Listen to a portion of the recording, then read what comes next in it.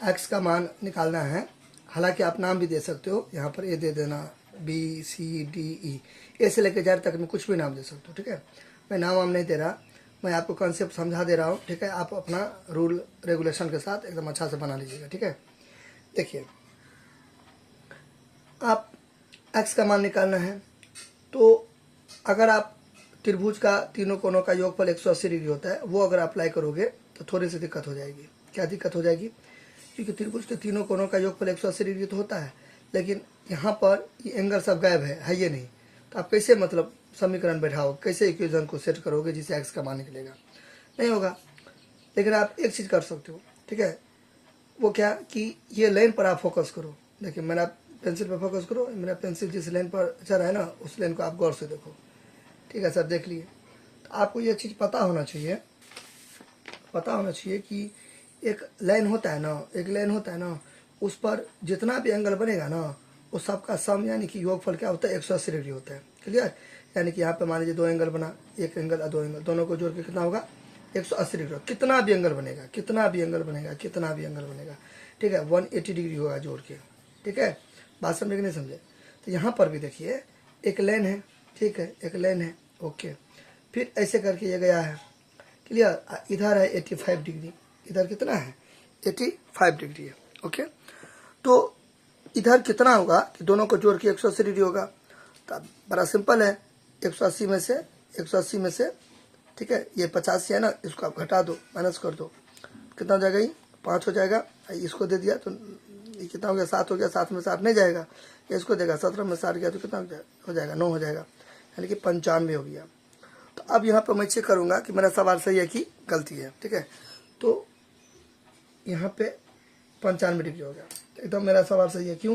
देखिए, ये linear pair हुआ, यानी कि एक लाइन हुआ, एकदम सही। दोनों को जोड़ के क्या है रूल? 180 डिग्री आना चाहिए, 180 डिग्री आ गया। देखिए 95 और ये 85, 5 5 10 9 8 17 18 हो गया, ओके। तो ये तो समझ गए एग्जैक्टली सेम चीज़, सेम है। सिमिलरली इधर भी देखिए, ये यहाँ पर एक लाइन है, ये तो लाइन तो पूरा न गया है, यहाँ पर भी ऐसे है, फिर ऐसे करके गया है, ठीक है। ये 125 डिग्री है, क्लियर। अब देखिए ये 125 डिग्री है, फिर यहाँ पे क्या देंगे? वही चीज़, 180 में से 125 को घटाएंगे, 125 को घटाएंगे, क्या होगा? ये इसको दे देगा, तो 10 में से 5 गया तो 5, ये इसको दे दिया, 7 में से 2 गया तो कितना हो गया? 5, 55 डिग्री हो जाएगा, ठीक है। तो मैं लाल पेन से मतलब मैं एक्स्ट्रा चीज़ ऐड कर रहा हूँ ना, तो समझिए लाल पेन इसलिए मैं यूज कर रहा हूँ, ठीक है। क्योंकि अगर मैं ब्लू पेन यूज करूँगा तो वो पूरा खिचड़ी हो जाएगा, तो आप पता ही नहीं चलेगा कि कौन क्वेश्चन है कौन आंसर है। तो लाल पेन ये बात का इंडिकेटर है कि मैं एक्स्ट्रा चीज़ ऐड कर रहा हूँ सोल्यूशन में, ठीक है। ये यहाँ पर क्या हो जाएगा? 55 डिग्री हो जाएगा, ठीक है, 55 डिग्री हो गया, क्लियर।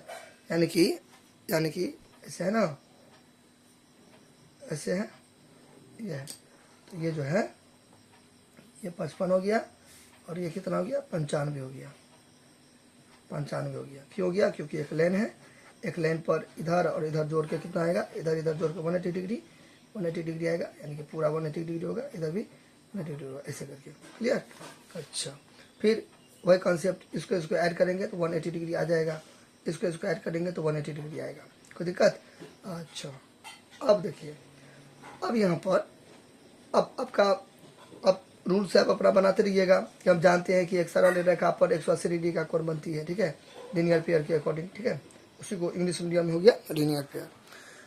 अब इसके आगे इजी है, क्या इजी है? देखिए यहाँ पे अगर मान लीजिए आप कुछ अगर मान लेते हो ए बी सी, कुछ मान लेते हो, इसको अपना डी मान लो, इसको ई मान लो, ठीक है। तो अब आपको स्टार्टिंग में मैंने क्या बताया था? अब समीकरण इक्वेशन पहले नहीं बैठ रहा था, लेकिन अब बैठ गया। कैसे बैठ गया? तो अपना लिख देंगे अपना ये सब जो मैंने ये वाला किया है ना, 155 लाया ना, 95 लाया, तो वो अपना रूल रेगुलेशन के साथ अपना लिख दीजिएगा, इस टाइप कैसे करके बना दीजिएगा वैसे,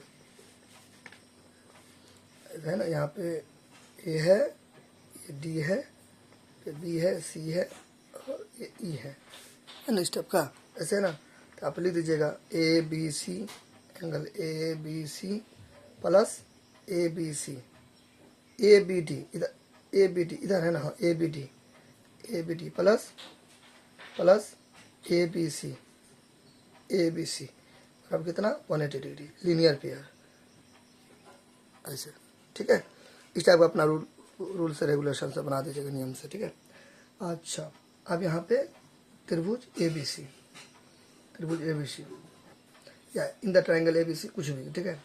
तो त्रिभुज ABC में क्या होगा, ट्रायंगल ABC में क्या होगा, एंगल A, एंगल B और एंगल C बराबर कितना हो जाएगा 180 डिग्री, क्लियर। अच्छा, एंगल A तो x है तो x हो गया, एंगल B तो अपने लोग निकाले हैं 55 डिग्री।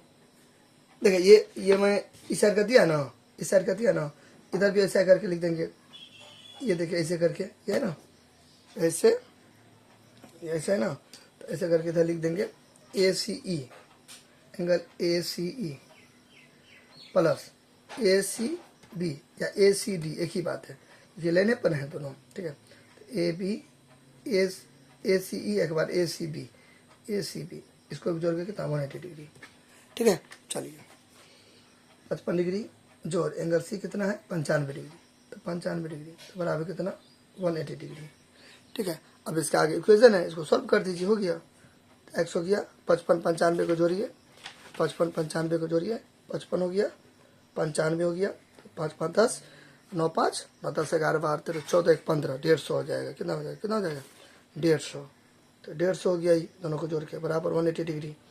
अच्छा, x इससे आगे ट्रांसपोजिशन यानी कि शिफ्टिंग, पंचांतरण, स्थानांतरण प्लस बराबर इधर चला जाएगा तो क्या हो जाएगा माइनस,